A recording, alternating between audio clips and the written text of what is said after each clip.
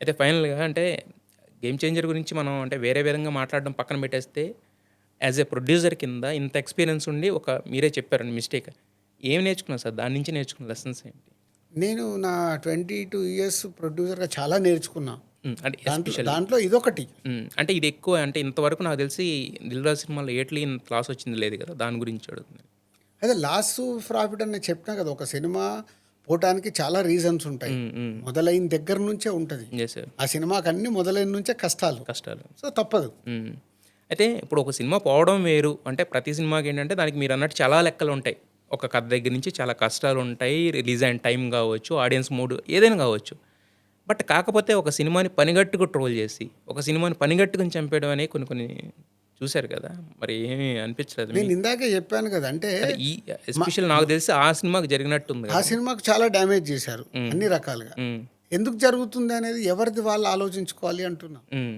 పక్కోళ్ళు ఆలోచించే పరిస్థితి ఉండదు అసలు మన గురించి. ఎవరిది ఆలోచించుకొని అరే ఇది ఇలా జరుగుతుంది, ఇది తప్పు. ఈరోజు గేమ్ చేంజర్‌కి జరిగింది. రేపు మీ సినిమాకి జరగదని గ్యారంటీ ఏంటి? హ్మ్. చేస్తుంది ఎవరు? హ్మ్. యాంటీ ఇండస్ట్రీ వాళ్ళే. Fans. Anti anti fans. Fans, industry. Industry వాళ్ళే కదా! హ్మ్. ఫ్యాన్స్ అండ్ ఇండస్ట్రీయే. హ్మ్. అది మార్చుకోకుంటే ఈరోజు అది ఏందంటే చెదలు లాంటిది. హ్మ్. ఈరోజు ఆ సినిమా, రేపు ఇంకొక సినిమా. హ్మ్. అది ఫస్ట్ స్టార్ట్ అవుద్ది ఒక దగ్గర మొత్తం నేను చెప్పాను కదా ఇందాక. హ్మ్. ప్రతి ఒక్కటి మొదలు ఇంతే కదా! ఇప్పుడు ఓటీటీదే చెప్పాను. ఇంతే కదా అని మొదలవుతది. హ్మ్. ఇంతింతై అటుడింతే అన్నట్టు తర్వాత అది అందరికీ చుట్టుకుంటది. హ్మ్. అది కూడా అంతే. నెగెటివ్‌ని మనం ఎంకరేజ్ చేయకూడదు. హ్మ్. అండ్ పక్కోడిని డ్యామేజ్ చేసే పని మనం చేయకూడదు. చేయకూడదు.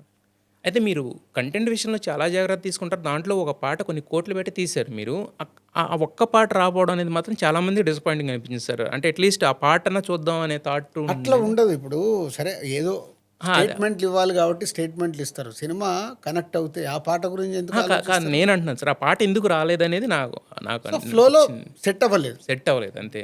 అంటే తర్వాత యాడ్ చేస్తా ఎడిటింగ్ అయిన ఉన్నారు. తర్వాత ఫ్లోలో సెట్ అవ్వలేదు. అందుకే తర్వాత యాడ్ చేసాం 3 డేస్ తర్వాత. హ్మ్. అదే అంత పెద్ద అదే సినిమా. సినిమా హిట్ అయిందనుకో ఇవన్నీ ఏముండదు.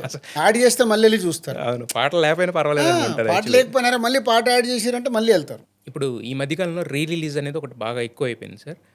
ఏమంటున్నారంటే మనం ఇంతకుముందు అంటే పేర్లు చెప్పినా తప్పే లేదన్న థాట్‌లో చెప్తా. 'భైరవ్' అనే సినిమా రిలీజ్ అయినప్పుడు 'ఖలేజా' రిలీజ్ అయింది. బయటకొచ్చి చూస్తే మొత్తం అందరూ బయటకొచ్చి పబ్లిక్ టాక్ అంతా 'ఖలేజా' మీద ఉంది. సో, ఈ రిలీజ్ అనేది నిజంగా ఒక ఫ్రైడే రిలీజ్ అయ్యే సినిమాలకి ఎఫెక్ట్ ఉందా అంటారా? రీ రిలీజ్ అనేది ఎందుకు జరుగుతుంది? థియేటర్లలో సినిమాలు లేక. అంతే. అంతే. హ్మ్. మీరు థియేటర్లలో సినిమాలు ఉంటే రీ రిలీజ్ ఎగ్జిబిటర్ ఎందుకు ఏస్తాడు? హ్మ్. కొత్త సినిమా లేదు ఆడికి. హ్మ్. కనీసం రీ రిలీజ్ చేసిన అంటారే ఈ షో నాకు ఫుల్ అవుతుందని రీ రిలీజ్ చేస్తున్నాడు. హ్మ్. ఇప్పుడు రీ రిలీజ్ చేసేంత టైం ఎక్కడుంది ఎగ్జిబిటర్‌కు? హ్మ్. థియేటర్లు ఖాళీ ఉండడం వల్ల హ్మ్. అరే ఈ వారం ఖాళీ ఉంది ఒక సినిమా రిలీజ్ చేద్దాం. హ్మ్. హీరో బర్త్‌డే వస్తుంది ఖాళీగా ఉంది రిలీజ్ చేద్దాం హ్మ్. అనేది రిలీజ్ అవుతున్నాయి తప్పితే హ్మ్. రీ రిలీజ్‌కి పెద్ద ఇంపార్టెన్స్ రాదు. హ్మ్. అలాగే ఆడియన్స్ హ్మ్. రీ రిలీజ్‌కి ఎందుకు వెళ్తున్నారు? వాళ్ళకు ఓటీటీలో లేదా సినిమా? అవును. ఉంది. టీవీలో లేదా? హ్మ్. పైరసీ దాంట్లో లేదా? ఫోన్‌లో లేదా? అన్నిటి దగ్గర ఉన్న వాళ్ళు ఎందుకు వెళ్తున్నారు? హ్మ్. వాళ్ళకి సరైన సినిమా మనం ఇవ్వట్లేదు. అదే కదా సార్. కొత్త సినిమాలేమో ఓటీటీలో చూస్తున్నారు. ఓటీటీలో ఉన్న సినిమాలేమో థియేటర్స్‌లో చూస్తున్నారు. ఎందుకు? అంటే వాళ్ళకి సరి అయిన సినిమా. హ్మ్. నేను ఇందాక చెప్పాను కదా! ఇవన్నీ రీజన్స్ ఇవి. హ్మ్. సరి అయిన కాంటెంట్స్ రావాలి. వాడిని థియేటర్‌కి తీసుకొచ్చి అన్నీ ప్రొవైడ్ చేయాలి. హ్మ్. బట్ మీరు అంటే నాకు ఇంతసేపు మాట్లాడిన తర్వాత నాకు అర్థమైందేంటంటే క్వెషన్‌లు 100 ఉన్నాయి. కానీ ఆన్సర్ అయితే ఒకటే. ఒకటే సరైన కంటెంట్ మనం ఇవ్వట్లేదు. కంటెంట్ సరైనది ఇవ్వాలి. హ్మ్. నంబర్ ఆఫ్ మూవీస్ ఇవ్వాలి. వాళ్ళ ఎడిక్ట్ ఎడిక్ట్ చేయాలి అందు ఆడియన్స్‌ని. అందుబాటు ధరలో ఉండాలి. ఆ! హ్మ్. వాళ్ళకు కంఫర్టబుల్‌గా ఉండాలి. అన్నీ మేమే పాడు చేసి ఇప్పుడు మన జనాలంటే ఏం ఉపయోగం? హ్మ్. బట్ మీరు అట్‌లీస్ట్ అంటే ఇంత జరుగుతున్నప్పుడు రియాలిటీలో ఉన్నారు గాబట్టే ఇంక మీకు తీసే సినిమాల మీద గాని, నెక్స్ట్ టైమ్ వాటి మీద గాని క్లారిటీ. తమ్ముడితో నాది.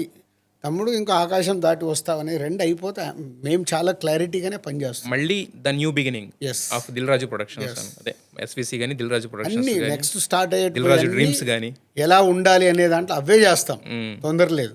Okay sir. అందరిలాగా పరిగెత్తి సినిమాలు చేసేసి అడిగింది ఇచ్చేసి తర్వాత చేతులు కాల్చుకునే పని లేదు. హ్మ్. నా డబ్బు నేను యెస్. సేవ్ చేసుకోవాలి. Yes sir. నాకు డబ్బు మిగలకున్నా పర్వాలేదు. హ్మ్. పోగొట్టుకొని ఆస్తులు అమ్ముకునే పరిస్థితి తెచ్చుకోకూడదు. హ్మ్. ఏదైతే ఏ కంపెనీ ఉందో అది ఓన్లీ మీ సినిమాలకైనా మొత్తం ఇండస్ట్రీలో వచ్చినా చేస్తారు. అందరికి ఉపయోగపడేలాగా చేస్తాం. డార్విన్ ఏ అనేది అందరికి యూస్, అందరికి ఎవరు వచ్చినా చాలా న్యూ కమ్మర్స్కి అయితే చాలా ఎక్స్ట్రాడినరీగా యూజ్ అవుతుంది. పాత వాళ్ళు వాడుకుంటే డెఫినెట్ వాళ్ళకి టైం సేవ్ అవుతుంది, మనీ సేవ్ అవుతుంది. టైం సేవ్ అయినప్పుడు ఆటోమేటిక్ మనీ సేవ్ అవుతుంది. Yes sir. సో మొత్తానికి మీరు చెప్పినట్టు మీరు తీసుకుంటున్న కొత్త స్టెప్స్ అన్నీ కూడా నిజంగా ఇండస్ట్రీ దిశను మార్చేలాగా అనిపిస్తున్నాయి సార్ మీరు చెప్పిన మాటల్లో. నేను చెప్పినంత మారుతుందని నేను నమ్మట్లేదు.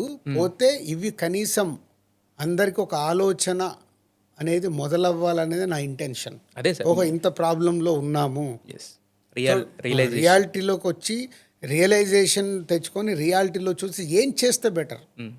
ఈ దిల్ రాజు ఒక్కడి కోసం కాదు, ఇండస్ట్రీ కోసం మాట్లాడు. అదే సార్ నేను అనేది మీరు చెప్పిన స్టెప్స్ ఏవైతే ఉన్నాయో అవి అంటే డీటెయిల్గా అర్థం అవుతున్నాయి కాబట్టి అట్లీస్ట్ అవి స్టార్ట్ అయితే ఇప్పుడైనా స్టార్ట్ అయితే కనుక మళ్ళీ ఒక 4 ఏళ్ళకో 5 ఏళ్ళకో మీరు 4-5 ఏళ్ళు పట్టింది 2 years చాలు. ఇప్పుడు మొదలు పెడితే 27 కల్లా మళ్ళీ 3 పువ్వులు 6 కాయలు లాగా ఉంటుంది ఫిలిం ఇండస్ట్రీ. అవన్నీ రియాలిటీలోకి రావాలని కోరుకుందాం సార్. ఎందుకంటే సినిమా బతుకుంటేనే సినిమా డైరెక్ట్గా ఉన్నవాళ్ళు దాని మీద పరోక్షంగా ఆధారపడిన కొన్ని వందల మంది వేల మంది క్లియర్గా ఉంటారు. మీడియా వాళ్ళు, మెజారిటీ మీడియా వాళ్ళకు కూడా సినిమా ఎంటర్టైన్మెంట్ చాలా ఇంపార్టెంట్. Yes sir, definitely. అదే మీడియా వాళ్ళని కూడా కోరుకునేది నేను, ఇలాంటి మంచి చేయండి, మంచి జనాలకు ఇవ్వండి.